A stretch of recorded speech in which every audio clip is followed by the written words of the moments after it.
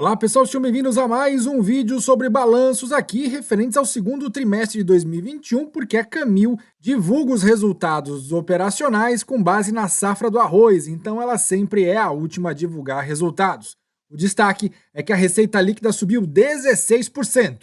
Após a vinheta, eu te mostro em detalhes o balanço desta empresa.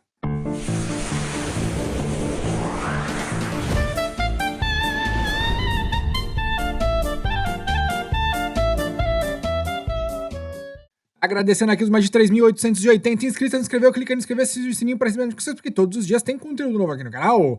Lembrando nosso disclaimer, o conteúdo aqui disponibilizado não sugere qualquer tipo de recomendação, indicação ou conselho para investimento, é tomada de decisão de única responsabilidade do investidor. Quer ficar bem informado? Acesse minha coluna Fato Relevante no site da IEP Capital. Eu posto lá cedinho as principais notícias que vão balançar o mercado financeiro, além da nossa coluna diária aqui de segunda a sexta-feira, o Zambelli News, a partir de 8h30 da manhã. Outra fonte importante de informação, site guiadoinvestidor.com.br, completíssimo sobre ações, fundos imobiliários, dividendos e até small caps. Vamos lá então para o balanço da Camil. Iniciando com a evolução trimestral em 1.000 toneladas dos seus produtos. Então, para quem não sabe ainda, ela trabalha com arroz, feijão, açúcar, pescados. Esses são os produtos que ela vende e ela atua também no segmento internacional, com base em marcas que ela adquiriu na América Latina. Então, no segundo TRI de 2021, foram 553.070 toneladas, alta aí de 4,9% com relação ao primeiro trimestre deste ano e queda de 5,7% quando comparado ao segundo TRI do ano passado.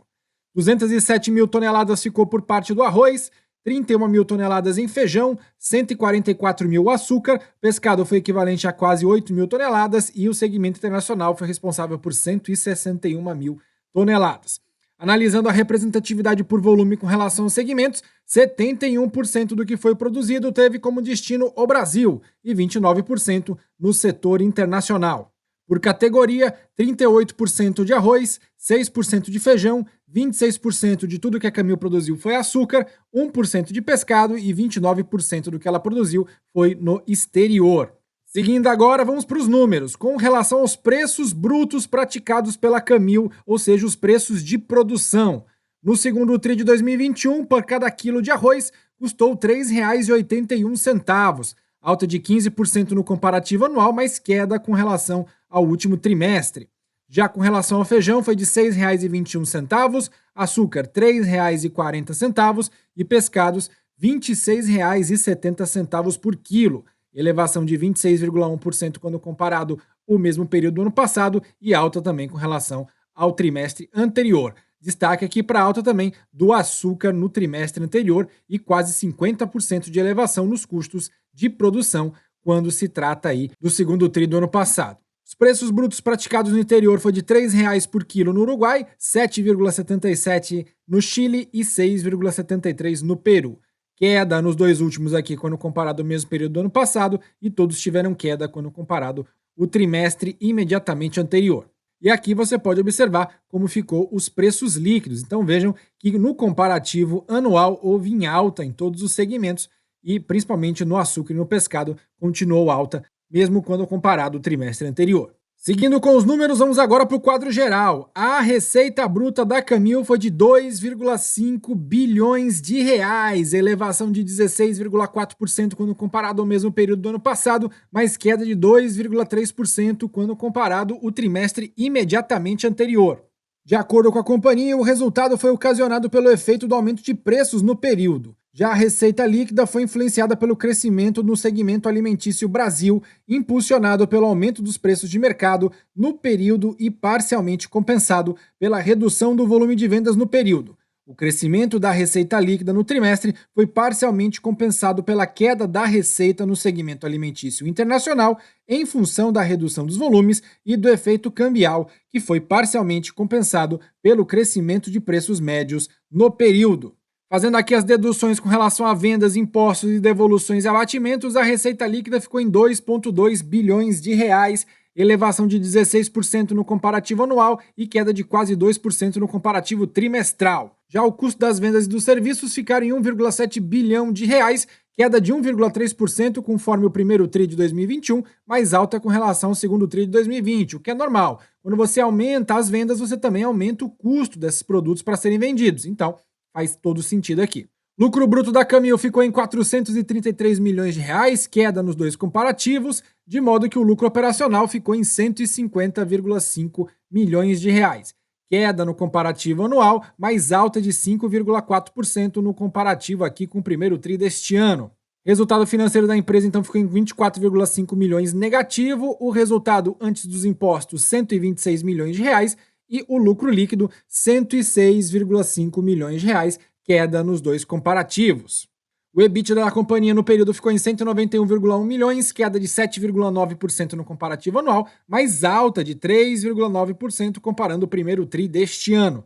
A margem bruta em 19,5%, margem EBITDA em 8,6% e a margem líquida em 4,8%, com base no lucro líquido do segundo tri de 2021. Vamos falar dos custos agora. Pegando aqui as despesas por função, foi de 2 bilhões de reais, queda de 1,6% no comparativo imediatamente ao trimestre anterior. Destes 2 bilhões, 1,7 foi de vendas e serviços, como a gente já viu, 189,7 milhões com vendas e 97,4 milhões com despesas gerais e administrativas.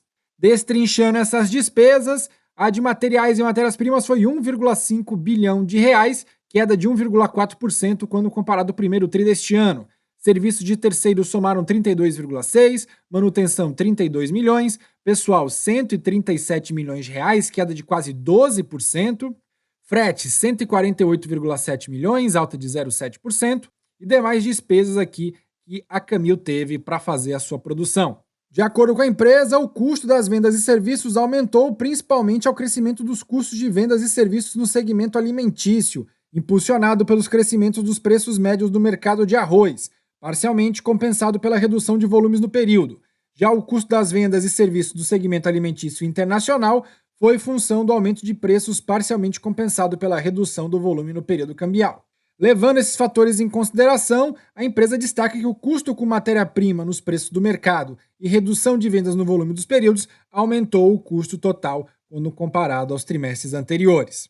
Além disso, esse resultado foi impulsionado pelo aumento das despesas com frete e comissões sobre vendas. Já esses efeitos foram parcialmente compensados pela redução das despesas com exportações e despesas com propaganda no período. Seguindo com a análise, vamos falar da evolução do EBITDA. A empresa, então, teve aí agora uma margem EBITDA de 9%, melhor do que os dois trimestres anteriores, mas bem abaixo do que ela vinha praticando.